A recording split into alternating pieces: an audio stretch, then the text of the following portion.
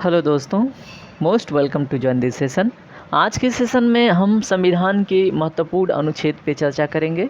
Article 1 से article 370 के बीच में जो सबसे ज़्यादा महत्वपूर्ण आर्टिकल्स हैं, अनुच्छेद हैं, उन पे चर्चा करेंगे जो मैक्सिमम एग्ज़ामों में पूछे जाते हैं। यहाँ तक कि आईएएस आईपीएस जो एग्ज़ाम होते हैं यूपीएससी के, ठीक है, उसमें भी पूछे जाते हैं। पीसीएस, ग्रुप डी, कांस्टेबल, हर एक लेवल के एग्ज़ाम में आर्टिकल्स पूछे जाते हैं और कुछ आर्टिकल ऐसे हैं जो फ्रिक्वेंटली पूछे जाते हैं। तो सिर्फ हमने उन्हीं आर्टिकल्स को इसमें चूज किया है, ठीक है। तो हम सिर्फ उन्हीं अनुच्छेद पे चर्चा करेंगे और अगर कोई अनुच्छेद बचता है तो हम उन्हें एमसीक्यू के थ्रू कवर करेंगे आने वाले सेशन में। तो चलिए आज का सेशन स्टार्ट करते हैं और इस इंटरेस्टिंग सेशन को क्विट करके भागिएगा नहीं, ठीक है। अगर आप भागते हैं तो ये दिखाता है कि आप अपने गोल के लिए डेडिकेटेड नहीं हैं, क्योंकि आज का सेशन बहुत ही फ्रूटफुल होने वाला है। इसमें हम अनुच्छेद को एग्जाम्पल के साथ भी कोरिलेट करने की कोशिश करेंगे, ओके, जो हमेशा न्यूज़ में रहता है। तो चलिए सेशन को स्टार्ट करते हैं और आगे समझते हैं। तो पहला अनुच्छेद संविधान का क्या कहता है, पढ़िए ध्यान से। Article 1 in the constitution state that India, that is Bharat, shall be a union of state. इसका क्या मतलब है? संविधान में जो अनुच्छेद 1 है उसमें क्या कहा गया है, जो इंडिया है उसे हम क्या कहते हैं, भारत, जो क्या है, एक राज्यों का संघ, ठीक है, जो क्या होगा, राज्यों का संघ होगा। कलर थोड़ा सा इसका चेंज करते हैं, एक बढ़िया कलर में जो हाईलाइट हो, it will be the right, हाँ, ओके। तो क्या है, जो भारत है वो क्या होगा, राज्यों का एक संघ होगा, ठीक है। और भारत के क्षेत्र में वो सम्मिलित होंगे। अब देखिए क्या कौन कौन सम्मिलित होंगे, राज्यों के क्षेत्र, जैसे स्टेट होते हैं उनके क्षेत्र भी सम्मिलित होंगे भारत की टेरिटरी में, है ना। अगर आपसे क्वेश्चन बने कि इंडियन टेरिटरी में कौन कौन सम्मिलित होंगे, ठीक है, तो वही यहाँ पे आपको सॉल्यूशन मिल रहा है कि जो राज्यों के क्षेत्र हैं, जैसे स्टेट के क्षेत्र, केंद्र शासित जैसे प्रदेश होते हैं, दिल्ली हुआ, पांडिचेरी हुआ, है ना, तो इनके भी क्या जो क्षेत्र हैं, और क्या होंगे, वो क्षेत्र जिसे भविष्य में अधिग्रहित किया जा सकता है, ठीक है, वो क्या होंगे, वो भारत के क्षेत्र में, यानी कि टेरिटरी ऑफ इंडिया में उनको काउंट किया जाएगा, है ना। तो अनुच्छेद 1 में यही परिभाषित किया गया है, ठीक है। चलिए, अनुच्छेद 1 को आपने समझ लिया। अब हम देखते हैं अनुच्छेद नंबर 3। अनुच्छेद नंबर 3 में क्या कहा गया है, अनुच्छेद नंबर 3 पढ़िए। नए राज्यों का निर्माण और वर्तमान राज्यों के क्षेत्रों, सीमाओं या मौजूद राज्यों के नामों में परिवर्तन, ठीक है। तो अनुच्छेद 3 इस विषय में बात करता है, जैसे पहले से अगर कोई स्टेट है, ठीक है, अगर उसके नामों में परिवर्तन हो रहा है या फिर उसका कोई लैंड बाउंड्री यहाँ से शिफ्ट करके यहाँ पे की जा रही है, ठीक है, तो वो अनुच्छेद 3 का हिस्सा होता है। अनुच्छेद 3 में ये बातें लिखी गई हैं, ठीक है। नए राज्यों का निर्माण और वर्तमान राज्यों के क्षेत्रों, सीमाओं या मौजूदा राज्यों के नामों में परिवर्तन, ये अनुच्छेद 3 में है। लेकिन अगर प्योरली कोई राज्य बन रहा है, ठीक है, प्योरली कोई नया स्टेट ही बन रहा है, तो वो आता है अनुच्छेद 2 के अंतर्गत, ठीक है। तो अनुच्छेद 2 और अनुच्छेद 3 में ये अंतर है, ये बात आप याद रखिएगा, ठीक है। चलिए अगला देखते हैं हमारा कौन सा अनुच्छेद है, अनुच्छेद नंबर 13, ठीक है। देखिए, नागरिकता से संबंधित कुछ अनुच्छेद छूट गए हैं, उन्हें हम एमसीक्यू के सेशन में कवर करेंगे। वो बहुत ज़्यादा इंपॉर्टेंट नहीं होते हैं, एग्ज़ाम में बहुत कम ही पूछे जाते हैं, ठीक है। जो 5 से 11 तक के अनुच्छेद हैं वो एग्ज़ाम में बहुत कम पूछे जाते हैं, उन पे भी हम चर्चा करेंगे। और देखिए, आपको इंटरेस्टिंग आपके लिए है तो मैंने अनुच्छेद जो नागरिकता से संबंधित है उसको पर्टिकुलरली सेशन में किया हुआ है, उसका डिस्क्रिप्शन मैं नीचे डाल दूँगा, उसका जो लिंक है डिस्क्रिप्शन में, ठीक है। तो अनुच्छेद 13 देखिए क्या कहता है। आज के सेशन में सिर्फ महत्वपूर्ण अनुच्छेद, अनुच्छेद 13 में मौलिक अधिकारों को, यहाँ अनुच्छेद 13 में क्या कहा गया वो समझिए। जैसे अनुच्छेद 13 में ये बात लिखी गई है, अगर जो फंडामेंटल राइट होते हैं ना, मौलिक अधिकार, उनके असंगत कोई भी कानून बनता है, ठीक है, कोई भी उनके असंगत कानून बनता है, या तो उसे पूरी तरह से खारिज कर दिया जाएगा या तो फिर उसके प्रभाव को ना बिल्कुल नगण्य कर दिया जाएगा, ठीक है, वो एकदम कम कर दिया जाएगा कि वो ना फंडामेंटल राइट पे प्रभाव ना डाले, ठीक है। तो ये बात किस में कही गई है, अनुच्छेद 13 में, ठीक है। तो यहाँ पे पढ़िए लाइन क्या है, मौलिक अधिकारों को असंगत या उनका अल्पीकरण करने वाली विधियों के बारे में चर्चा किस में की गई है, अनुच्छेद 13 में, ठीक है। तो अनुच्छेद 13 की बात समझने के बाद चलिए हम बढ़ते हैं अनुच्छेद 14 देखते हैं क्या है। अनुच्छेद 14 में बात की गई है कानून के समक्ष समानता। देखिए, कानून के समक्ष समानता की बात तो 14 में की गई है, लेकिन अगर बात कुछ विशेष पदों की आ जाए तो वो अपवाद के रूप में काउंट होती हैं। ठीक है, उसमें कौन कौन से पद हैं? जैसे राज्यपाल का पद है ना, राज्यपाल का पद, राष्ट्रपति का पद, राष्ट्रपति का पद, और उसके बाद जो होते हैं कौन, जो एमपी होते हैं ना, मेंबर ऑफ पार्लियामेंट, ठीक है, उनका भी उनके सत्र के दौरान उनको क्या है, एक विशेष अधिकार प्राप्त है। ठीक है, एक विशेष रक्षण प्राप्त है कानून के समक्ष। ठीक है, तो ये अपवाद हैं। तो कानून के समक्ष समानता का मतलब यही है, कानून के समक्ष सब समान हैं, लेकिन ये कुछ पद जो हैं वो क्या हैं, अपवाद हैं। इसमें एक और भी आता है, जो अगर मान लीजिए कोई विदेशी एम्बेसी है अपने वहाँ, तो वहाँ का राजदूत भी, ठीक है, इससे थोड़ा सा इनको प्रिविलेज मिलता है, विशेषाधिकार मिलता है। ठीक है, तो राइट टू इक्वलिटी की बात हो तो आपको अनुच्छेद 14 याद आनी चाहिए। ठीक है, राइट टू इक्वालिटी।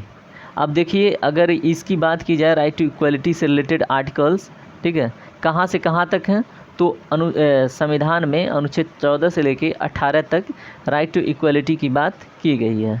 ठीक है, चलिए आर्टिकल नंबर 14 के बाद हम देखते हैं हमारा नेक्स्ट आर्टिकल, आर्टिकल 16। ये भी राइट टू इक्वलिटी का ही पार्ट है। इसमें देखिए क्या कहा गया है, जैसे सरकारी नौकरियों में सभी को अवसर की समानता। अगर आपसे क्वेश्चन बने कि सभी को नौकरियों में समान, ठीक है, चांस मिलने का जो अधिकार है वो किस अनुच्छेद में है, तो आर्टिकल 16 में है। ठीक है, वो भी केवल सरकारी नौकरियों की बात है, प्राइवेट में दावा नहीं कर सकते हैं। चलिए अनुच्छेद 17 की बात देखते हैं। अनुच्छेद 17 में क्या लिखा गया है, अस्पृश्यता का उन्मूलन। ठीक है, जैसे क्या है, अगर आप कास्ट, ठीक है, जाति है ना, रेस यानी कि क्या वो किस वंश का है, सेक्स मेल है या फीमेल या ट्रांसजेंडर है ना, फिर कहाँ पे वो रिसाइड करता है, कहाँ पे रहता है ना, किस रिलीजन का है, तो इनके आधार पे ना किसी के साथ मतलब भेदभाव या फिर उसके साथ किसी भी प्रकार का छुआछूत नहीं कर सकते। ठीक है, छुआछूत की भावना नहीं रख सकते। ठीक है, उसके उन्मूलन का प्रावधान किस में है, अनुच्छेद 17 में। तो ये भी बात आपको पता होनी चाहिए, ये बड़ा फ्रिक्वेंटली पूछा जाता है। जो अस्पृश्यता, जिसको इंग्लिश में बोलते हैं डिस्क्रिमिनेशन, ठीक है, तो डिस्क्रिमिनेशन के अगेंस्ट जो प्रावधान है वो किस अनुच्छेद में पूछा जाए, तो अनुच्छेद 17।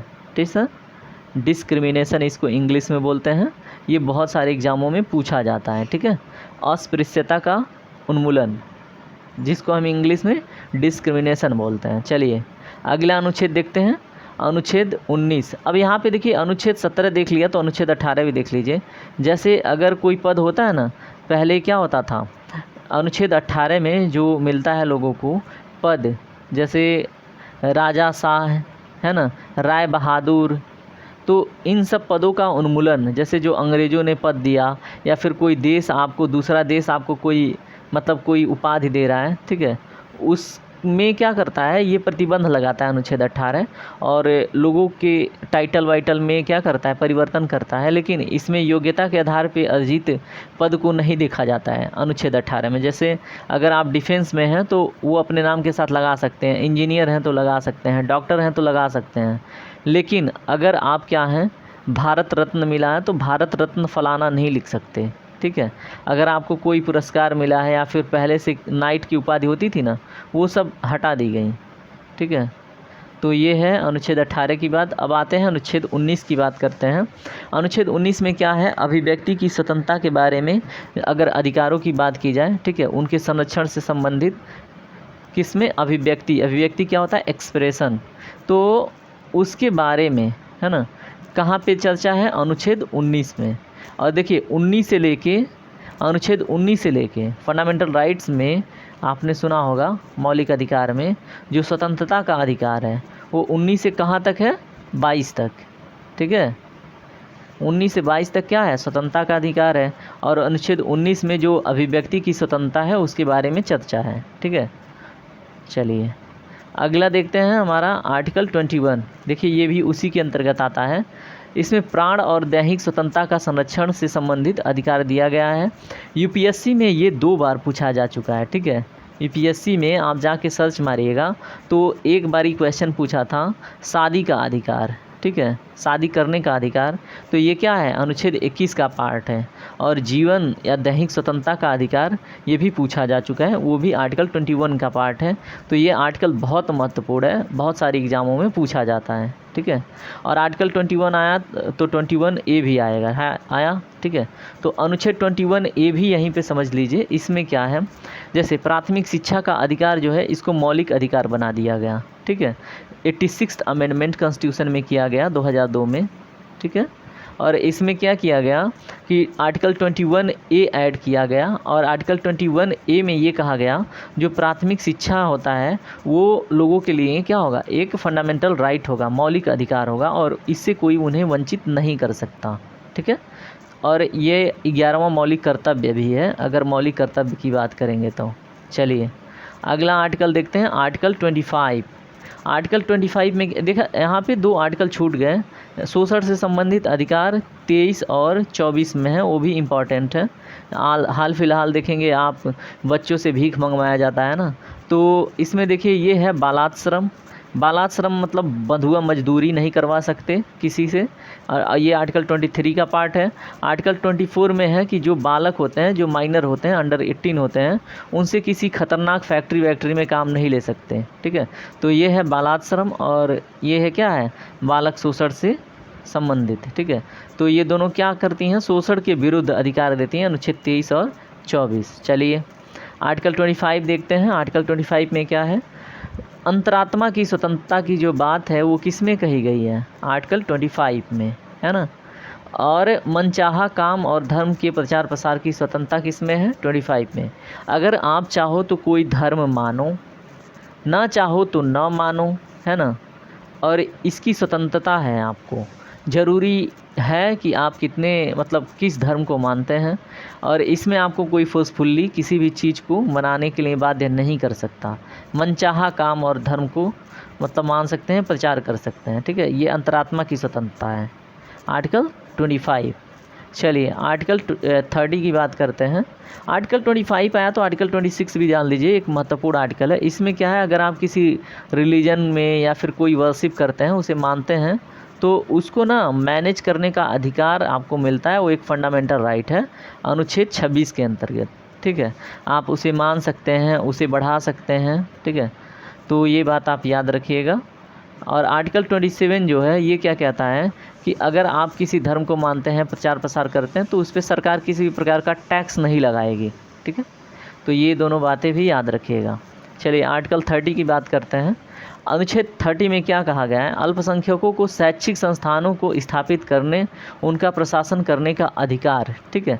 अगर कोई अल्पसंख्यक ग्रुप है, वो चाहे तो शैक्षिक संस्था का क्या करता है, स्थापना कर सकता है, अपने लोगों को रिजर्वेशन भी दे सकता है ना, और उसके लिए वो स्वतंत्र है, और उसका प्रशासन करने के लिए भी वो स्वतंत्र होगा। कौन, अल्पसंख्यक।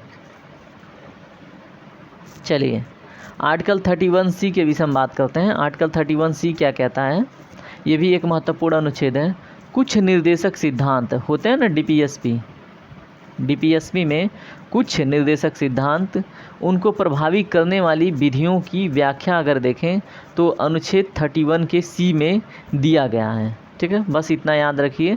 अगर आपसे क्वेश्चन बने कि निर्देशक सिद्धांतों को या कुछ निर्देशक सिद्धांतों को प्रभावी करने वाली विधियों की व्याख्या किस अनुच्छेद में दी गई है, तो अनुच्छेद 31 का C, ठीक है।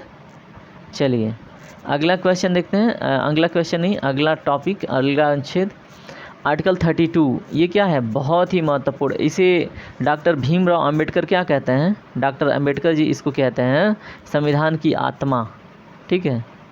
संविधान की क्या आत्मा, कौन कहते हैं, डॉक्टर भीमराव अंबेडकर। क्यों, ये क्या है, मौलिक अधिकारों को लागू करने, रीट सहित अन्य उपचार करने के लिए ये अनुच्छेद 32 है। इसको क्या बोलते हैं, संवैधानिक उपचार से संबंधित अनुच्छेद, ठीक है। अगर क्या हो, आपका फंडामेंटल राइट का हनन हो रहा है, तो आर्टिकल 32 के अंतर्गत आप डायरेक्टली सुप्रीम कोर्ट जा सकते हैं, ठीक है।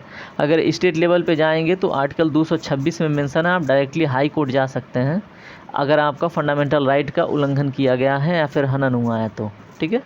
तो ये क्या है, संवैधानिक उपचार। चलिए अगला अनुच्छेद देखते हैं। अगले अनुच्छेद 38 नंबर के अनुच्छेद में क्या कहा गया है? राज्य लोगों के कल्याण को बढ़ावा देने के लिए एक सामाजिक व्यवस्था को बनाएगा। ठीक है। और आर्टिकल 36 में क्या किया गया? सेम चीज़ जो आर्टिकल 12 में है, स्टेट को डिफाइन करना। अनुच्छेद 12 हमने नहीं देखा था, लेकिन इसमें स्टेट का डिफिनीसन है, राज्य की परिभाषा। राज्य का परिभाषा मतलब देश, ये नहीं कि कोई पर्टिकुलर। यही परिभाषा आर्टिकल 36 में भी है। तो 12 और 36 को भी याद रखिएगा। स्टेट का डिफिनीसन किससे संबंधित है? तो अनुच्छेद 12 और 36 से। स्टेट का मतलब राज्य नहीं है, स्टेट का मतलब पूरा देश है। ठीक है। चलिए हम देखते हैं आर्टिकल 38। इसमें क्या है? लोगों के कल्याण को बढ़ावा देने के लिए एक सामाजिक व्यवस्था को बनाएगा। कौन? राज्य। ठीक है। लोगों के कल्याण को बढ़ावा देने के लिए एक सामाजिक व्यवस्था का निर्माण करेगा। ठीक है। चलिए अगला अनुच्छेद देखते हैं। अगला अनुच्छेद देखने से पहले थोड़ा पानी पी लिया जाए, है ना। चलिए अनुच्छेद नंबर 40 पढ़िए। देखिए इसमें क्या कहा है। अनुच्छेद नंबर 40 में ग्राम पंचायतों का संगठन, है ना। अगर ग्राम पंचायतों के संगठन से संबंधित आपसे क्वेश्चन पूछा जाए तो आपको अनुच्छेद 40 याद आनी चाहिए। और यह एक गांधीयन प्रिंसिपल पे आधारित अनुच्छेद है। और ये DPSP यानी कि क्या है? Directive principle of state policy, है ना, उसका पार्ट है। तो ये भी आपको पता होनी चाहिए। चलिए अगला अनुच्छेद देखते हैं। ये देखिए सारे महत्वपूर्ण अनुच्छेद हैं। इसके बाद इस देखिए और भी हमने सेशन में अनुच्छेद का भी MCQ कराया है, आप उन्हें जाके अटेम्प्ट कर लीजिएगा। और ये महत्वपूर्ण सेशन है। ठीक है। तो इसमें सिर्फ उन्हीं अनुच्छेद को हम चर्चा करेंगे जो हमेशा चर्चा का विषय बने रहते हैं। तो अनुच्छेद 44 पढ़िए। अनुच्छेद 44 देखिए हमेशा क्या है? नागरिक क्या चर्चा चलती रहेगी? नागरिक संहिता की बात हमेशा चलती रहती है कि जो हिंदू हैं, जो मुस्लिम हैं, है ना, जो सिख हैं, जो ईसाई हैं, उनमें जो रूल रेगुलेशन है ना, वो क्या हो जाए? सिमिलर कर दिया जाए। ये नहीं कि मतलब इनको अगर क्या है डाइवोर्स मिल रहा है इनके वाइफ को तो अलग व्यवस्था है, यहाँ हिंदू मैरिज एक्ट चल रहा है, यहाँ सरिया चल रहा है, यहाँ पे कुछ चल रहा है, यहाँ फलाना चल रहा है, ऐसा कुछ नहीं। सबके लिए समान नागरिक संहिता, समान कानून की व्यवस्था करने वाला अनुच्छेद क्या है? अनुच्छेद 44 ईस्वी से बात करता है। और इसको इम्प्लीमेंट करने वाला पहला राज्य कौन है? गोवा। ठीक है। तो गोवा में नागरिक संहिता लागू है। चलिए इतनी जानकारी के बाद अनुच्छेद 45 को पढ़ते हैं। अनुच्छेद 45 में क्या कहा गया है? ध्यान से पढ़िए। जैसे 6 साल से कम उम्र के बच्चों के लिए जो अनिवार्य शिक्षा का प्रावधान है ना, ये आपका अनुच्छेद 45 में दिया गया है। ये आपको पता होनी चाहिए। 6 साल से कम उम्र के बच्चों के लिए जो अनिवार्य शिक्षा का प्रावधान है वो DPSP का हिस्सा है। ठीक है। और अभी 21A की बात हुई कि 86th अमेंडमेंट 2002 में इसको क्या बना दिया गया? फंडामेंटल राइट बना दिया गया। ठीक है। मौलिक शिक्षा का अधिकार। चलिए अब अनुच्छेद 46 पढ़िए। देखिए अनुच्छेद 46 क्या कह रहे हैं?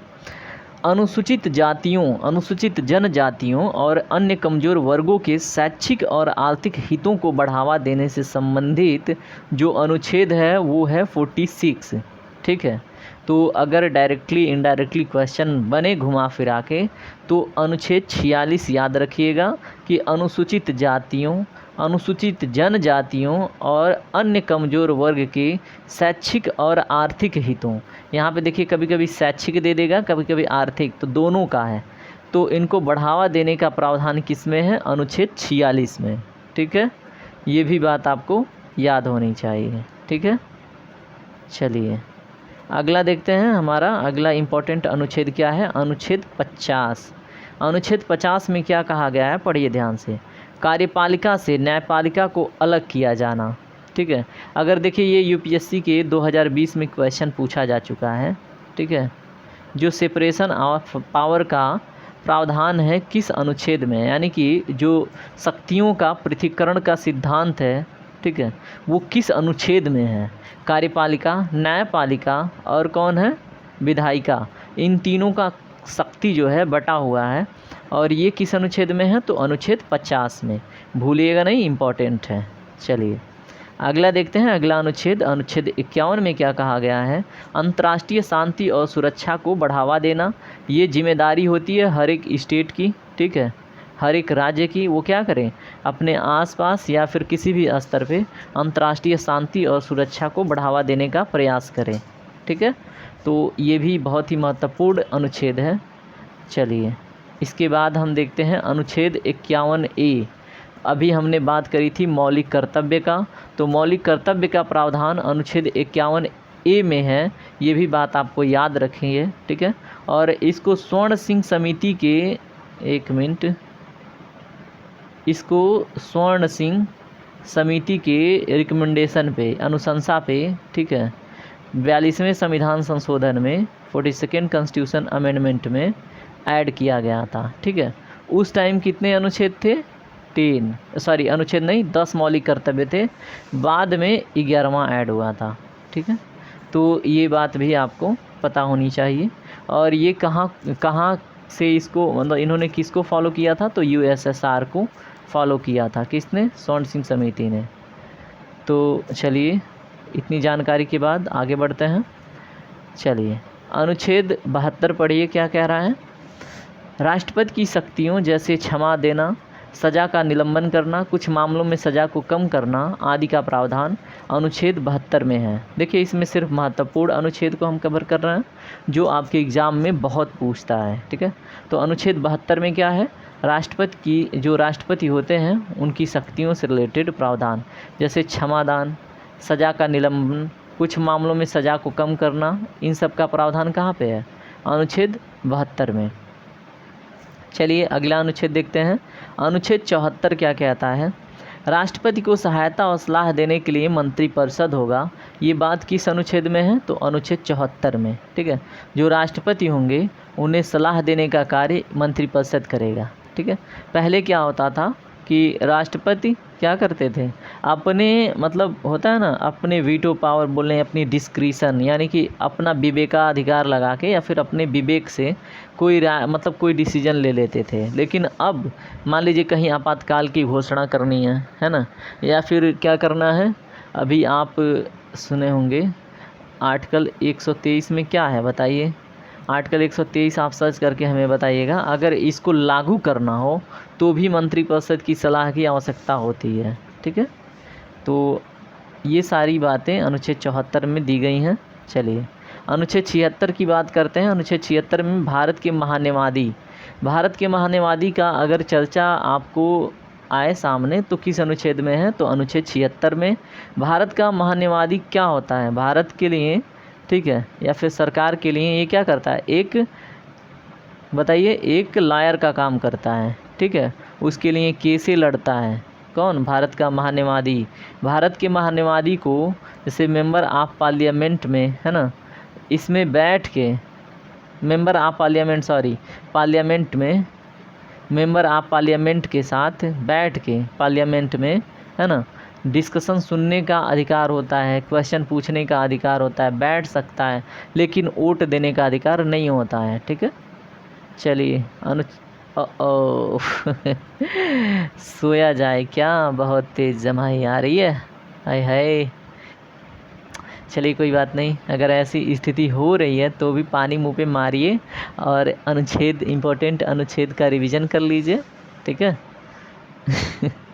चलिए, अगला देखते हैं, हमारा अनुच्छेद नंबर 78। अनुच्छेद 78 को देखिए ध्यान से। राष्ट्रपति को जानकारी देने आदि के लिए प्रधानमंत्री का कर्तव्य है। जैसे मान लीजिए, अगर क्या करें, प्रधानमंत्री जो प्राइम मिनिस्टर होते हैं, कोई भी डिसीजन ले रहे हैं, ठीक है, या फिर कोई भी कार्य चल रहा है, या फिर कोई भी रिपोर्ट सौंपनी है, या फिर कोई भी एक्शन ले रहे हैं प्राइम मिनिस्टर, ठीक है, और कोई भी अगर घटना घटित हुई या कोई भी घोटाला या फिर किसी भी प्रकार की बात है, तो वो क्या करते हैं? राष्ट्रपति को जानकारी देते हैं। किसी भी कानून निर्माण या फिर किसी भी, मतलब किसी भी प्रकार की सूचना प्रधानमंत्री जो ज़रूरी समझते हैं और राष्ट्रपति के लिए ज़रूरी होता है जानना, वो अनुच्छेद 78 में उसकी चर्चा है, ठीक है। तो ये आपके लिए ज़रूरी है कि ये आप जानिए कि अनुच्छेद 78 यानी आर्टिकल 78 में क्या है। चलिए, अनुच्छेद 110 की बात करते हैं। अनुच्छेद 110 में धन विधेयक की परिभाषा दी गई है, ठीक है। और कोई भी धन विधेयक कौन डिसाइड करता है? वो स्पीकर होता है, ठीक है। लोकसभा का स्पीकर डिसाइड करता है कौन सा बिल मनी बिल है। मनी बिल को हिंदी में धन विधेयक बोलते हैं और इसका प्रावधान 110 में है, ठीक है। ये भी आपको पता होनी चाहिए। चलिए, अब अनुच्छेद 110 के बाद हम देखते हैं अनुच्छेद 112। अनुच्छेद 112 वार्षिक वित्तीय विवरण का मतलब बात करता है बजट, ठीक है। और इसको इंग्लिश में बजट, देखिए बजट नाम का शब्द संविधान यानी कॉन्स्टिट्यूशन में नहीं दिया गया है। संविधान में कौन सा शब्द है वो मैं लिख रहा हूँ, फिनेंशियल, ठीक है।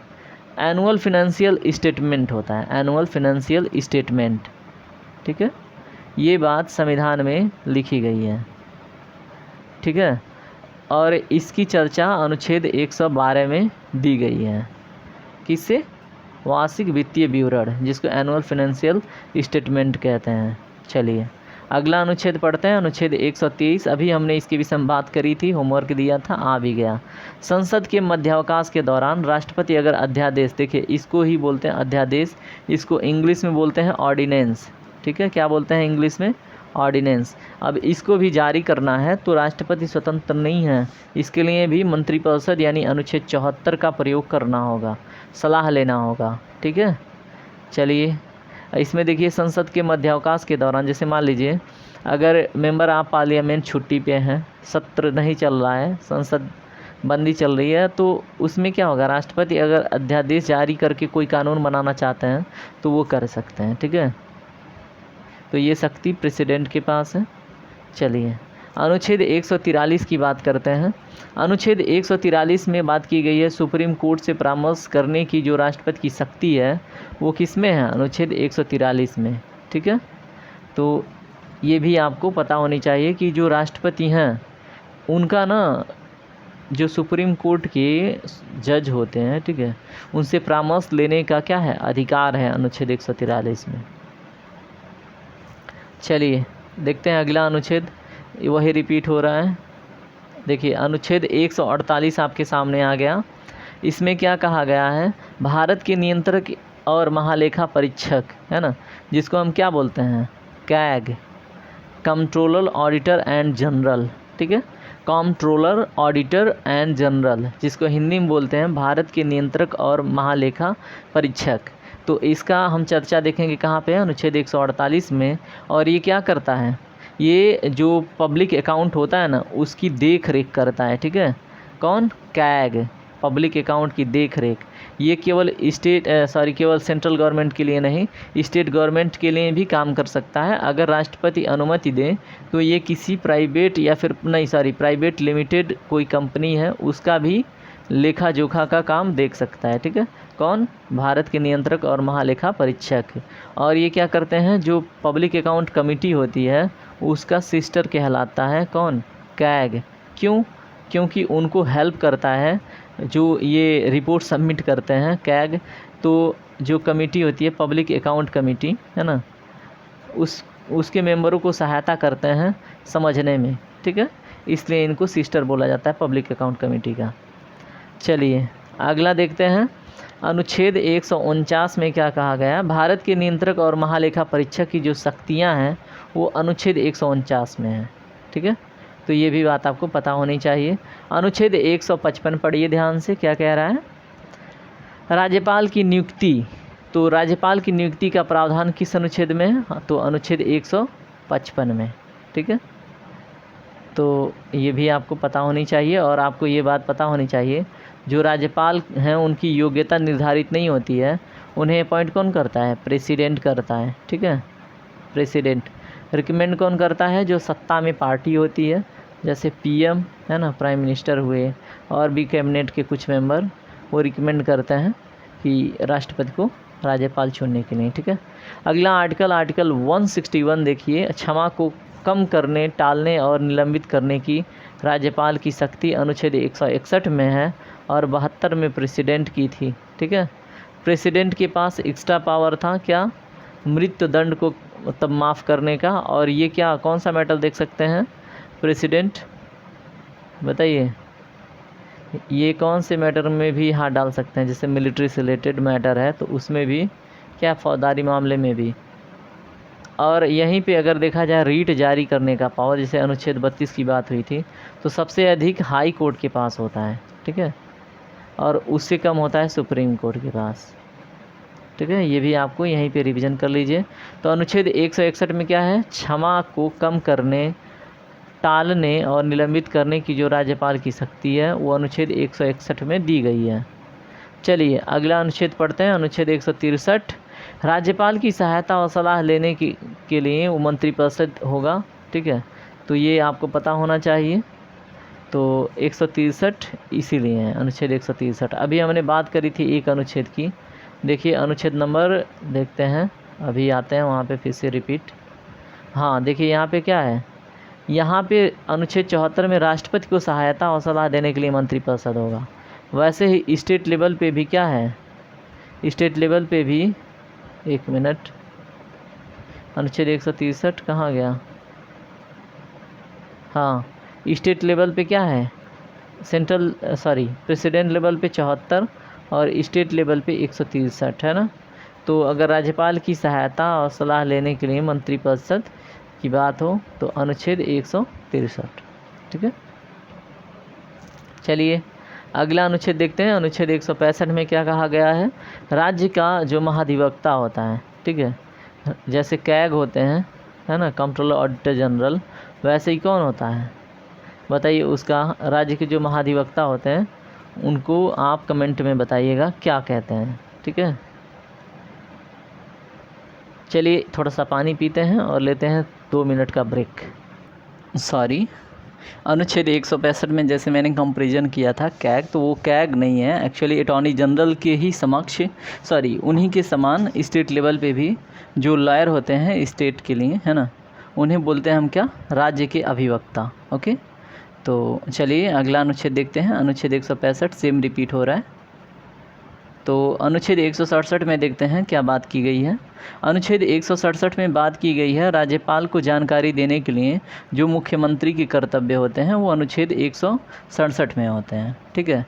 जैसे हमने देखा था अनुच्छेद 78 में प्राइम मिनिस्टर रिस्पॉन्सिबल होते हैं, ठीक है, कोई भी कार्य अगर हो रहा है, कोई भी योजना चल रही है तो प्राइम मिनिस्टर क्या करते हैं, प्रेसिडेंट को बताते हैं उसके विषय में। उसी तरह से क्या है, अनुच्छेद 167 है, इसमें क्या है, मुख्यमंत्री क्या करते हैं, राज्यपाल को जानकारी देते हैं कि हम ऐसा कुछ कर रहे हैं, कोई योजना है या फिर हमारा मतलब किसी भी प्रकार के कार्य को या फिर किसी भी सूचना को राज्यपाल को देते हैं, और ये ड्यूटी है अनुच्छेद 167 के अंतर्गत, ठीक है। एक बार कंफर्म करते हैं अनुच्छेद 78 है या फिर क्या है, ठीक है, वहाँ से फिर से रिवीजन करके हम आगे बढ़ेंगे। तो अनुच्छेद 78 ही है, राष्ट्रपति को जानकारी देने आदि के लिए प्रधानमंत्री के कर्तव्य, वैसे ये अनुच्छेद 167 था, ठीक है। तो चलिए अगला अनुच्छेद देखते हैं हमारा, अनुच्छेद 167 को हमने देख लिया। अब अनुच्छेद हम 168 को देखते हैं। इसमें क्या है, राज्यों में जो विधानमंडलों की व्यवस्था है, ठीक है, वो अनुच्छेद 168 के अंतर्गत है। जो राज्यों में विधानमंडल की व्यवस्था है वो अनुच्छेद 168 के अंतर्गत उसकी व्याख्या दी गई है, ठीक है। चलिए आगे बढ़ते हैं, देखते हैं अगला अनुच्छेद, अनुच्छेद 169। अनुच्छेद 169 में राज्य में जो विधान परिषदों की रचना या उन्मूलन की बात होती है वो अनुच्छेद 169 की बात हो जाती है। विधान परिषद देखिए हर एक राज्य में नहीं है, ठीक है, तो ये भी आपको पता होनी चाहिए। तो विधानमंडल की बात हो तो 168, विधानमंडल में दोनों आ जाते हैं, कौन कौन, देखिए विधानसभा और, एक मिनट पेन तो चल नहीं रहा है, विधानसभा और विधान परिषद, है ना, दोनों आ जाते हैं किसमें, विधानमंडल में, ठीक है। लेकिन अगर बात हो किसी स्टेट में होता है कि विधान परिषद होता है, किसी में नहीं होता है, तो इसके रचना और उन्मूलन की बात अनुच्छेद 169 में की गई है, ठीक है।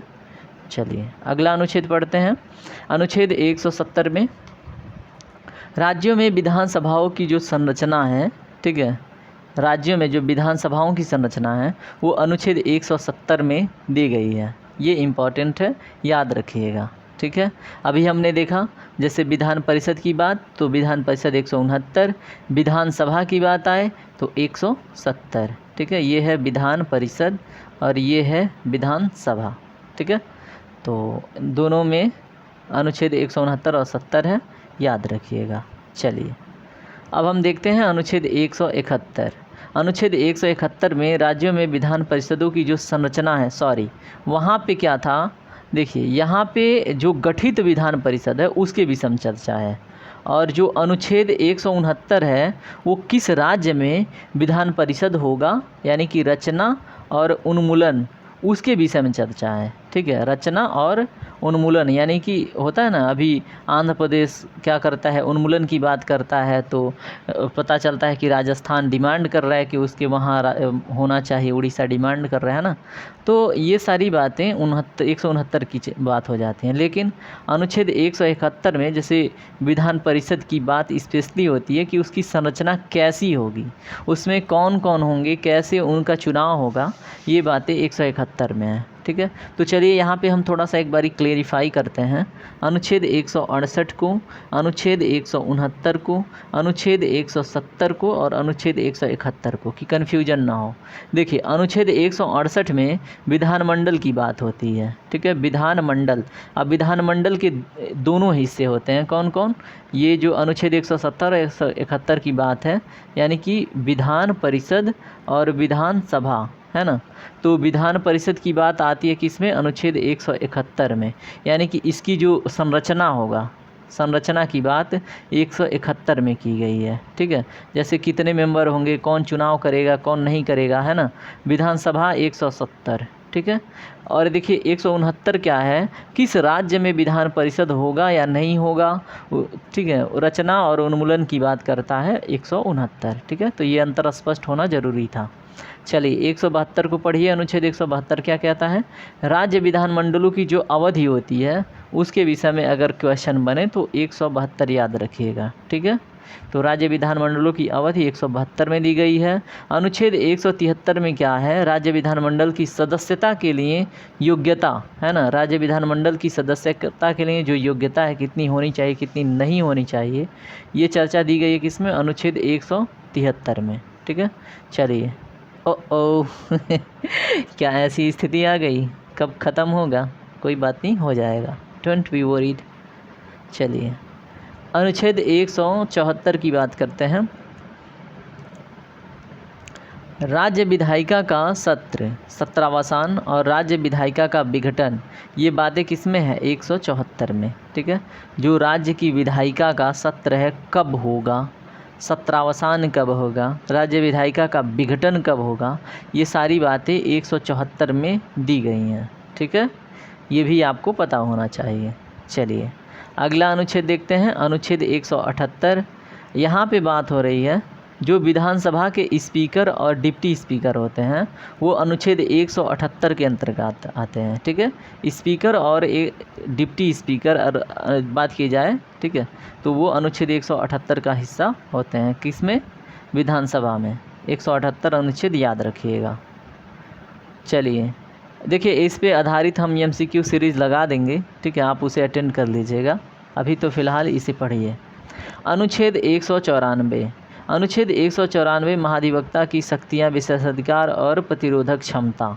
ठीक है, इसमें क्या है, अभी हमने बात करी थी, 194 आ गया। जो महाधिवक्ता होते हैं उनकी जो शक्तियाँ हैं, उनके जो विशेषाधिकार हैं और उनकी जो इम्यूनिटी है, प्रतिरोधक क्षमता, वो किस अनुच्छेद की हिस्सा है? तो अनुच्छेद 194। ठीक है, तो आर्टिकल 194 में ये बातें लिखी गई हैं, उनकी शक्तियाँ, विशेषाधिकार और इम्यूनिटी। ठीक है, चलिए अनुच्छेद 194 के बाद अनुच्छेद 200 पे हम बात करते हैं। अनुच्छेद नंबर 200 क्या कहता है? राज्यपाल द्वारा बिल को स्वीकृति, है ना, राज्यपाल किसी बिल को स्वीकृत करते हैं या फिर उसे डिनाई करते हैं, ये अधिकार उन्हें प्राप्त होता है। ठीक है, अनुच्छेद 200 के द्वारा। अनुच्छेद नंबर 200 में ये बात लिखी हुई है। ठीक है, चलिए अनुच्छेद 200 रिपीट हो रहा है। अनुच्छेद 202 को देखते हैं। अनुच्छेद 202 में क्या दिया गया बताइए? आर्टिकल 202 किस विषय में बात करता है? जो राज्य विधानमंडल का वार्षिक वित्तीय विवरण होता है ना, जैसे हमने देखा था 112 112 आर्टिकल 112 में क्या था? एनुअल फिनंशियल स्टेटमेंट था ना, एनुअल फिनंशियल स्टेटमेंट, जिसको हम बजट बोल रहे थे। ठीक है, वो सेंट्रल लेवल पे था। यही चीज़ अगर स्टेट लेवल पे बात की जाए तो वो आर्टिकल 202 में है, जिसमें राज्य विधानमंडल क्या करता है? वार्षिक वित्तीय विवरण, है ना, राज्य का जो बजट है वो पेश करता है ना, या फिर सामने रखता है। चलिए अब हम आगे बढ़ते हैं और देखते हैं अगला अनुच्छेद, अनुच्छेद 210। अनुच्छेद 210 में राज्य विधानमंडल में इस्तेमाल की जाने वाली भाषा क्या होगी, उसके विषय में चर्चा है। ठीक है, तो राज्य विधानमंडल में इस्तेमाल की जाने वाली भाषा कौन कौन सी होगी, उसकी चर्चा अनुच्छेद नंबर 210 में है। अभी बात आएगी 342 की, तो हम उसमें ऑफिशियल लैंग्वेज की बात करेंगे। इसके लिए हम अलग से सेशन लेंगे, है ना, कि जो सुप्रीम कोर्ट है और हाई कोर्ट है, उसमें जो हियरिंग के लिए कौन सा लैंग्वेज होगा, कार्यवाहियों के लिए कौन सा लैंग्वेज यूज होगा, ऑफिशियल लैंग्वेज में हिंदी होगा या इंग्लिश होगा, इन सारे विषयों का चर्चा 342 में है, ऑफिशियल लैंग्वेज। ठीक है, चलिए अनुच्छेद नंबर 213 को पढ़िए। अनुच्छेद नंबर 213 में राज्य विधानमंडल के अवकाश में राज्यपाल द्वारा जो अध्यादेश प्रख्यापित करने की जो शक्ति है वो क्या है। अनुच्छेद 213 में देखिए वहाँ पे क्या था, 123, जिसमें प्रेसिडेंट को ऑर्डिनेंस यानी कि अध्यादेश जारी करने की शक्ति थी। यानी कि अगर सत्र मतलब कोई सत्र है नहीं, मध्यावकाश में चल रहा है विधानमंडल में जो मतलब होता है ना सत्र, अगर वो मध्यावकाश में चल रहा है तो अगर उसमें उस समय राज्यपाल को कोई मतलब आपातकालीन कानून बनाना या कोई डिसीजन लेना है तो वो अध्यादेश जारी करेंगे। इसकी शक्तियाँ अनुच्छेद 213 में। अब यहाँ पे देखिए सिमिलैरिटी 213 और 123 में है ना, 213 और 123 में इसमें क्या किया गया है, देखिए यहाँ पे 1 2 3 है। अब जब बात गवर्नर की हो रही है तो इसको आगे रख दिया गया है, बस इतना ही किया गया है। ठीक है, तो 123 पैटर्न में है और जब बात गवर्नर की आई है तो पैटर्न चेंज हो गया है, तो 2 ने 1 को रिप्लेस कर दिया है ना। तो अध्यादेश वाले सेक्शन में ये बात याद रखिएगा कि 123 में जब प्रेसिडेंट अध्यादेश जारी करने की शक्ति है प्रेसिडेंट से रिलेटेड, और फिर 213 में है गवर्नर को, है ना। अनुच्छेद 214 को पढ़िए। राज्य के लिए उच्च न्यायालयों की जो व्यवस्था है वो अनुच्छेद 214 का हिस्सा है। ठीक है, राज्य के लिए उच्च न्यायालयों की जो व्यवस्था है अनुच्छेद 214 में दिया गया है। चलिए अगला देखते हैं अनुच्छेद 217। उच्च न्यायालय के न्यायाधीशों की जो नियुक्ति की शर्तें हैं कि कौन होगा कौन नहीं होगा, इसके विषय में जो शर्तें दी गई हैं वो 217 में दी गई हैं, ये भी आपको पता होनी चाहिए। ठीक है, चलिए अनुच्छेद 226 की बात करें तो देखिए डिटेल में हम इसलिए नहीं कर रहे हैं कि सेशन लंबा हो जाएगा और बोरिंग हो जाएगा। हम हर एक आर्टिकल को डिटेल में कर सकते हैं, उसके लिए अलग से सेशन ले लेंगे। आर्टिकल 226 देखिए, आर्टिकल 226 में क्या कह रहा है कि उच्च न्यायालयों की जो रीट जारी कर, देखिए हमने बताया था जब 32 अनुच्छेद नंबर 32 की चर्चा हो रही थी, जो बात थी सुप्रीम कोर्ट के जज की, है ना। सुप्रीम कोर्ट का जो CGI होता है ना, चीफ जस्टिस ऑफ इंडिया का जो रीट जारी करने की शक्ति वो 32 में थी, लेकिन अब यहाँ पे 226 में किसकी है, हाई कोर्ट के जज की, है ना। तो हाई कोर्ट के जज की जो रीट जारी करने की शक्ति है वो अधिक है सुप्रीम कोर्ट के जज के कंपैरिजन में, है ना। तो ये भी बात आपको पता होनी चाहिए। चलिए अनुच्छेद 239 AA की बात अगर की जाए तो दिल्ली के संबंध में जो विशेष उपबंध दिए गए हैं वो अनुच्छेद 239 AA में हैं। ठीक है, ये भी आपको पता होनी चाहिए। चलिए अगला देखते हैं, कलर इसका चेंज करते हैं थोड़ा, हाँ ओके। चलिए अगला अनुच्छेद पढ़ते हैं। अनुच्छेद 243B में देखते हैं क्या है। अनुच्छेद 243B में पंचायतों का गठन कैसे करना है इसके विषय में चर्चा है। ठीक है, और ग्राम सभा के विषय में अगर बात की जाए, है ना, तो अनुच्छेद 44 में दिया गया है, उसके विषय में चर्चा। अब पंचायतों का गठन 243B में, ठीक है, पंचायतों का गठन 243B।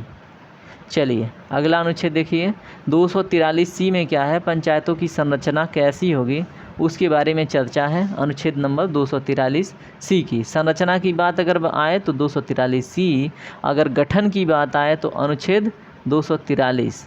ठीक है, चलिए अनुच्छेद 243 क्या था, B। 243B में था क्या, गठन, और 243C में है संरचना पंचायतों की। अब मज़ा आ रहा है ना, मज़ा आ रहा है अगर देखिए नींद नहीं है, स्लीपी नहीं है तो मज़ा तो आएगा, है ना। नॉलेज गेन कर रहे हैं तो मज़ा तो आएगा। चलिए अगला अनुच्छेद पढ़िए, 243B पंचायतों का गठन देख लिया था। अनुच्छेद 243C पंचायतों की संरचना भी देख ली थी। अनुच्छेद 243G की बात कर रहा है कि पंचायतों की जिम्मेदारियां क्या होंगी, शक्तियां क्या हैं, अधिकार क्या हैं, इसके विषय में अगर चर्चा देखें तो आर्टिकल 243G, है ना। तो आर्टिकल 243 जी में पंचायतों की जिम्मेदारियां क्या होंगी, अभी यहीं पे थोड़ा सा रिवीजन कर लेते हैं। देखिए 243 बी को बताइए क्या था, आप कमेंट सेक्शन में डालिए। 243 सी में क्या था और 243 जी में क्या है, बताइए जल्दी जल्दी बताइए। ठीक है, 243 बी में क्या था, गठन, ठीक है, क्या था, पंचायतों का गठन। 243 सी में क्या था, संरचना, स्ट्रक्चर, ठीक है। 243 जी में क्या है, जिम्मेदारियां, शक्तियां और अधिकार, ये किस में है, 243 जी में, ठीक है। चलिए अगला अनुच्छेद पढ़ते हैं। अनुच्छेद 243 के में क्या है, पंचायतों का चुनाव। देखिए पंचायती राज सिस्टम बड़ा इम्पोर्टेंट है, इसलिए इसके ज़्यादा आर्टिकल्स इसमें लिए गए हैं। तो पंचायतों का चुनाव से रिलेटेड बात होए तो आर्टिकल 243 का के, ओके, तो ये बात आपको पता होनी चाहिए। चलिए अनुच्छेद 249 की बात करते हैं। अनुच्छेद 249 में क्या कहा जा रहा है कि जो राज्य सूची के विषय के संबंध में अगर राष्ट्रपति राष्ट्रीय हित में अगर कोई कानून बनाने की शक्ति अगर संसद को दी जाती है तो वो अनुच्छेद वो 249 है, ठीक है। जैसे क्या है, अगर राज्य सूची का कोई विषय है, देखिए 3 शेड्यूल 7 में जब हम शेड्यूल कवर करेंगे तो वहाँ पे हम बताएंगे। शेड्यूल 7 में 3 लिस्ट हैं, कौन कौन, सेंट्रल, स्टेट और कॉन्करेंट, है ना, केंद्रीय, है ना, सॉरी सेंट्रल बोले तो यूनियन, ये क्या है यूनियन, सेंट्रल बोले तो union, okay, union list, state list और ये है कॉन्करेंट, ठीक है। यानी कि ये क्या है बीच का और ये दोनों क्या हैं, तो ये यूनियन के अंडर। तो 7 नंबर शेड्यूल में क्या है, सूचियाँ बनी हुई हैं, ठीक है, कि कौन स्टेट लिस्ट में कौन कौन से विषय होंगे, यूनियन लिस्ट में कौन कौन से विषय होंगे, कॉन्करेंट लिस्ट में कौन कौन विषय होंगे। तो अगर आवश्यकता पड़ी स्टेट लिस्ट पे, ठीक है, कानून बनाने की, तो उसकी अगर संसद उस पे कानून बना रहा है तो उसकी शक्तियाँ अनुच्छेद 249 में होंगी, ठीक है। तो ये बात आपको पता होनी चाहिए। ये क्या था, शेड्यूल 7 में अनुसूची 7 में दिया गया है क्या, एक मिनट, यूनियन लिस्ट मैं यहाँ पे लिख दे रहा हूँ, स्टेट लिस्ट और फिर क्या है कॉन्करेंट लिस्ट। तो अगर से क्या है स्टेट लिस्ट के किसी विषय पे, किसी टॉपिक पे अगर संसद को कानून बनाने की शक्ति हो तो वो अनुच्छेद होगा 249। इम्पॉर्टेंट है इसलिए मैंने इसको रिपीट कर दिया, ठीक है। चलिए अगला अनुच्छेद देखते हैं, अनुच्छेद 262। अनुच्छेद 262 में क्या है, अंतर्राज्यीय नदियाँ जो होती हैं, ठीक है, जैसे मान लीजिए आंध्र प्रदेश, तमिलनाडु या फिर क्या है, चलिए हम यहाँ पे देख लेते हैं जो विवाद है, महाराष्ट्र, तेलंगाना और आंध्र प्रदेश, यहाँ से गोदावरी आती है ना। अगर इन अंतर्राज्यीय नदियों में, नदी घाटियों के बारे में अगर पानी से संबंधित विवाद का अधिनिर्णय करना हो तो अनुच्छेद 262 में इसका चर्चा है, ठीक है। और इसके अंतर्गत क्या होता है, एक परिषद का गठन होता है अनुच्छेद 262 के अंतर्गत, ठीक है। और ये परिषद क्या करती है, ऐसे मैटर को डील करती है, जिसको हम क्या बोलते हैं, ट्रिब्यूनल भी, कभी कभी न्यायाधिकरण भी इसके लिए होता है। चलिए, तो अगर आपके सामने आए अंतर्राज्यीय नदियों या नदी घाटियों के बारे में पानी से संबंधित विवाद का अधिनिर्णय कौन करता है, तो इसके विषय चर्चा अनुच्छेद 262 में है। अनुच्छेद 263 देखिए क्या कह रहा है कि अंतर्राज्यीय परिषद के संबंध में जो प्रबंध है वो अनुच्छेद 263 में है। प्रबंध अगर बात की जाए तो ये 263 में है, ये आपको पता होनी चाहिए। 265 में क्या है, कानून के प्राधिकार के बिना कारों का अधिरोपण न किया जाना। इसका चर्चा किस में, अनुच्छेद 265 में। जैसे कानून प्राधिकार है ही नहीं, उसके बिना ही अगर आप टैक्स लगा रहे हैं तो वो इलीगल है। तो कानून प्राधिकार के बिना करों का जो अधिरोपण न किया जाना है ना, तो इससे संबंधित जो राइट्स हैं वो या फिर प्रावधान है वो 265 में है।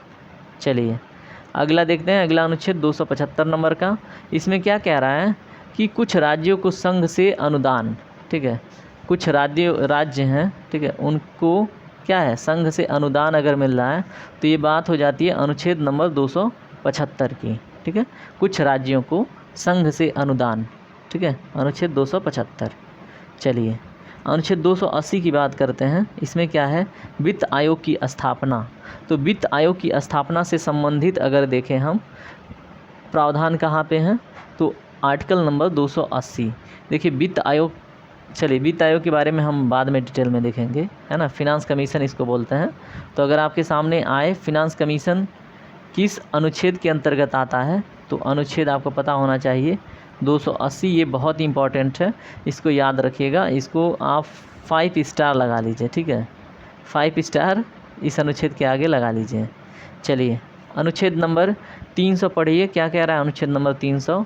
वाद और कार्यवाहियाँ अगर देखा जाए, है ना, केस एंड स्वीट्स, और क्या बोलते हैं उसको, केसेस एंड स्वीट्स, है ना, जिसको हम क्या बोलते हैं, वाद्य और कार्यवाहियाँ, इनसे रिलेटेड अगर प्रावधान है तो अनुच्छेद 300 में है ना।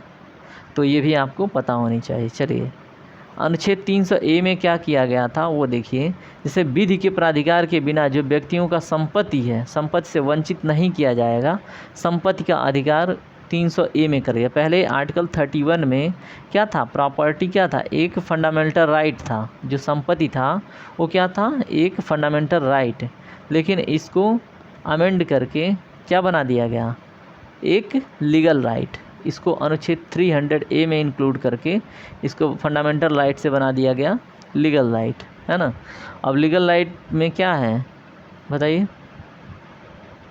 चलिए इसके विषय में बाद में बात कीजिएगा, लेकिन अभी इतना जानिए कि संपत्ति के अधिकार से वंचित नहीं किया जा सकता, इसका प्रावधान 300A में दिया गया है। चलिए अगला अनुच्छेद 311, संघ या किसी राज्य के अधीन सिविल क्षमताओं में कार्यरत व्यक्तियों के रैंक में कमी और बर्खास्तगी, यह अनुच्छेद 311 के अंतर्गत है। जैसे यूनियन और किसी राज्य के अधीन अगर कोई सिविल सर्वेंट है, उसकी इफ़िशियंसी में कमी दिखी जा रही है, ठीक है, तो ऐसे व्यक्तियों के रैंक में कमी और बर्खास्तगी से रिलेटेड प्रावधान अनुच्छेद 311 में दिए गए हैं, ठीक है।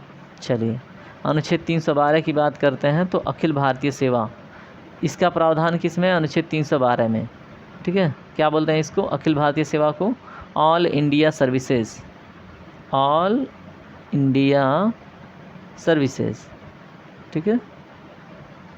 तो इसका प्रावधान किस में है, अनुच्छेद 312 में। चलिए 312 के बाद देखते हैं 315 है। 315 है संघ और राज्यों के लिए लोक सेवा आयोग की स्थापना, ठीक है।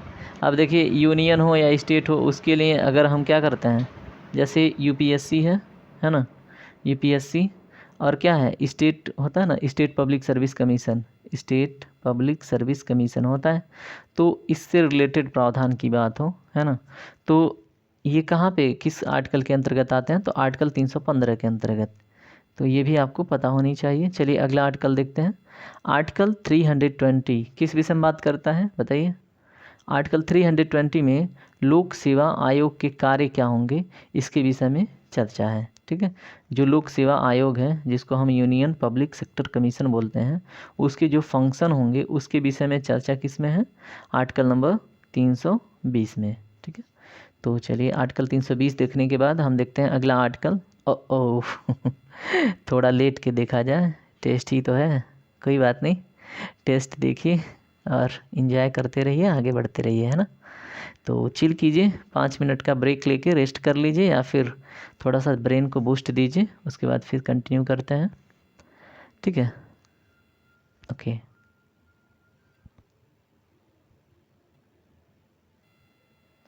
चलिए अगला आर्टिकल देखते हैं। आर्टिकल 300, कितना टाइम हो गया, ओके 1 घंटा अबाउट। तो आर्टिकल 323A यानी कि अनुच्छेद 323A में क्या प्रावधान है बताइए।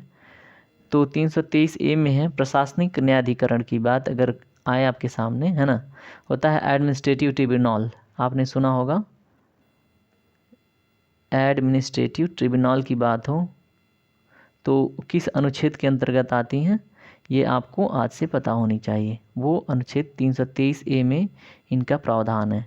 ट्रिब्यूनल मीन्स होता है न्यायाधिकरण, एडमिनिस्ट्रेटिव मीन्स होता है प्रशासनिक, ठीक है। और एडमिनिस्ट्रेटिव ट्रिब्यूनल में देखिए NGTA होता है, नेशनल ग्रीन ट्रिब्यूनल, है ना। बहुत सारे ट्रिब्यूनल गठित किए जाते हैं, क्या करने के लिए, किसी पर्टिकुलर मुद्दे को हल करने के लिए, ओके। चलिए अगला आर्टिकल देखते हैं। आर्टिकल, ये तो वही रिपीट हो रहा है, article 324 most important article of this session, जिसके अंतर्गत क्या आता है, निर्वाचन, है ना। इलेक्शन कमीशन किसके अंतर्गत आता है, 324 के अंतर्गत, है ना। 324 से लेके 329 के बीच में इलेक्शन कमीशन से रिलेटेड प्रावधान दिए गए हैं, ये भी आपको पता होना चाहिए, ठीक है, इलेक्शन कमीशन से रिलेटेड। चलिए इसमें देखिए, निर्वाचनों के अधीक्षण, निर्देशन और नियंत्रण का जो निर्वाचन आयोग के निहित किया जाना, ठीक है, तो ये आपको पता होना चाहिए कि अनुच्छेद 324 किसके विषय में बात करता है। निर्वाचनों के अधीक्षण में, है ना, उनके निर्देशन में और नियंत्रण का कार्य वो कौन करता है, निर्वाचन आयोग, है ना, यही बात इसमें कही गई है। चलिए अगला अनुच्छेद देखिए, अनुच्छेद नंबर 330 पढ़िए ध्यान से। लोकसभा में अनुसूचित जातियों और अनुसूचित जनजातियों के लिए सीटों का जो आरक्षण है, तो ये बात करता है अनुच्छेद 330। ये बहुत ही महत्वपूर्ण है, ये आपको पता होना चाहिए। लोकसभा में जो अनुसूचित जातियां होती हैं, अनुसूचित जनजातियां होती हैं, उनके सीटों का जो आरक्षण का प्रावधान है वो अनुच्छेद 330 में दिया गया है, ठीक है। चलिए अनुच्छेद 330 रिपीट हो रहा है। अनुच्छेद 335 देखिए, सेवाओं और पदों के लिए अनुसूचित जातियों और अनुसूचित जनजातियों के जो दावे होते हैं, इसका प्रावधान अनुच्छेद 335 में है, ठीक है। सेवाओं और पदों के लिए जो अनुसूचित जातियां हैं उनके लिए क्या है, दावे, है ना, दावा करना, इसके प्रावधान अनुच्छेद 335 में दिए गए हैं। अनुच्छेद 352 को पढ़िए ध्यान से। आपात की उद्घोषणा, है ना, यहाँ उद्घोषणा है, ठीक है। तो राष्ट्रीय आपात की अगर बात की जाए, नेशनल इमरजेंसी, तो ये आती है 352 के अंतर्गत, ठीक है। तो आपको पता ही है 1975 में एक इमरजेंसी लगी थी, नेशनल इमरजेंसी, है ना, तो पता ही होगा क्या क्या हुआ था। इसके विषय हम डिटेल में बात नहीं करेंगे क्योंकि हमने पहले से इस पे सेशन किया हुआ है, उसे देख लीजिएगा, आप प्लेलिस्ट में मिलेगा। अनुच्छेद 356 किस विषय में बात करता है, राज्यों में संवैधानिक मशीनरी की विफलता के मामले में फिर क्या करते हैं, गवर्नर प्रेसिडेंट को बोलते हैं कि सर यहाँ पे मशीनरी फेल हो गई है, तो स्टेट लेवल पे क्या लगता है, इमरजेंसी, ठीक है। और स्टेट इमरजेंसी में जो स्टेट का कंट्रोल होता है वो प्रेसिडेंट के हाथ में आ जाता है, और प्रेसिडेंट क्या कहते हैं, मेंबर ऑफ पार्लियामेंट से कहते हैं स्टेट के लिए कानून बनाओ या फिर कोई भी फंक्शन, तो फिर मेंबर ऑफ पार्लियामेंट करता है प्रेसिडेंट के कहने पे, है ना। तो राज्यों में जब संवैधानिक मशीनरी की विफलता होती है तो वो इसका ब्यौरा या फिर इसकी जानकारी कौन देता है, गवर्नर, ठीक है, किसको, प्रेसिडेंट को।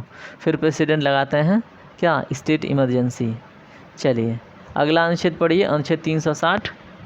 वित्तीय आपातकाल के बारे में अगर उपबंध की बात की जाए तो अनुच्छेद 360 में इसकी चर्चा मिलती है, अभी तक एक बार भी नहीं लगाई गई, ठीक है। वित्तीय आपातकाल में जो सुप्रीम कोर्ट के जज होते हैं, हाई कोर्ट के जज होते हैं, उनकी सैलरी भी प्रभावित होती है, ओके।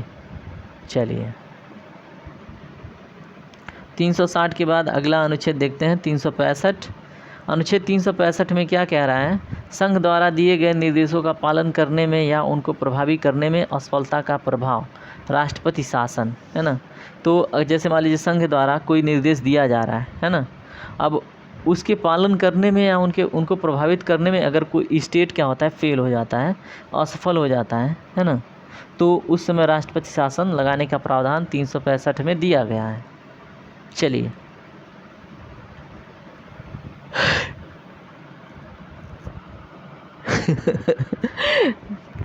हल्की सी नींद लग रही है, ऐसी स्थिति है क्या नींद लगने वाली चलिए ठीक है, कोई ना, थोड़ा सा और बने रहिए, ख़त्म ही होने वाला है।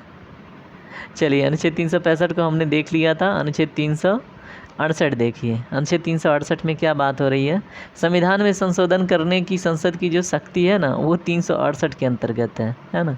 लेकिन हमने एक बात करी थी, आपको याद दिला दूँ, अनुच्छेद 2, अनुच्छेद 3, है ना, इसमें जो हम लैंड बाउंड्री को इधर उधर कर रहे थे, ये अनुच्छेद 368 के अंतर्गत संविधान संशोधन का हिस्सा नहीं होंगी, और इसका चर्चा अनुच्छेद 4 में दिया गया है, ये मैं आपको याद दिला दूं, ठीक है। तो ए में क्या था, मतलब आर्टिकल 2 में बिल्कुल फ्रेश स्टेट अगर गठित हो रहा है, फ्रेश स्टेट का गठन हो रहा है ना, और यहाँ पे क्या है, पहले से उपस्थित स्टेट का नाम, नॉमेनक्लेचर, और फिर उसका रीजन, क्षेत्र जो होता है उसे परिवर्तित कर रहे हैं, है ना। और ये इन 2A और 2 मतलब आर्टिकल 2 और आर्टिकल 3 के विषय में ये बताता है आर्टिकल 4 कि इसके अंतर्गत जो मतलब सुधार और नाम का परिवर्तन या फिर क्षेत्र का दान, ये सारी बातें वो अनुच्छेद 368 के अंतर्गत नहीं आएंगी। ठीक है, चलिए ये कम क्लियर करने के बाद अनुच्छेद 370 देखते हैं।